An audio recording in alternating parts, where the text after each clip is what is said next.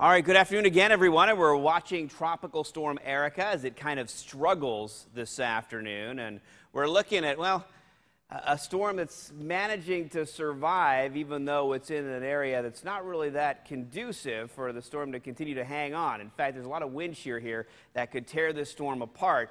And it's got to make it through the next 24 to 48 hours before it does anything else. And that's going to be hard to do because with the wind shear, it also has some interaction with land possible. And you can see all the tropical storm watches and warnings that are in effect for the Leeward Islands all the way up through Puerto Rico, Hispaniola, and up into the Turks and Caicos.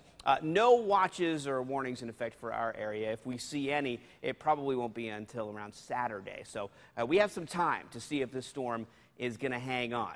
So here are the latest spaghetti models for Erica, and very good agreement that it's going to travel up to the northwest here if it manages to hold itself together. All the computer models very tight. See how close together they are here? That means they're in good agreement. But as you get out to day 4 and 5 here, they start to spread out a little bit, and that's why the cone for the official track gets so wide at the end, because the models don't really agree with each other. They kind of split apart. Now, a couple things that I mentioned. Wind shear.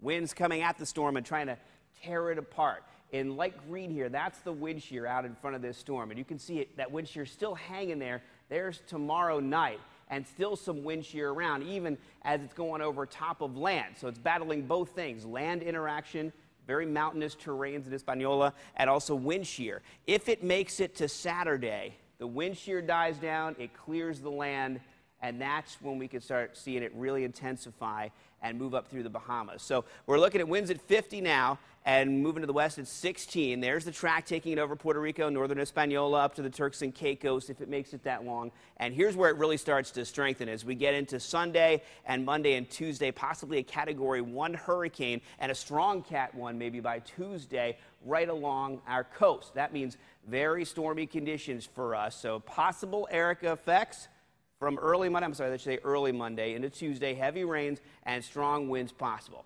Let's talk about our current conditions. We got a lot of showers and thunderstorms headed our way. We're already seeing some rainfall popping up across the area right now. This is unrelated to Erica. This is just deep tropical moisture. We're in the rainy season, and we're going to see numerous showers and thunderstorms through the afternoon, moving that direction from southwest to northeast. It's about an 80% chance for rain today, 70% chance for tomorrow. Saturday actually looks pretty good.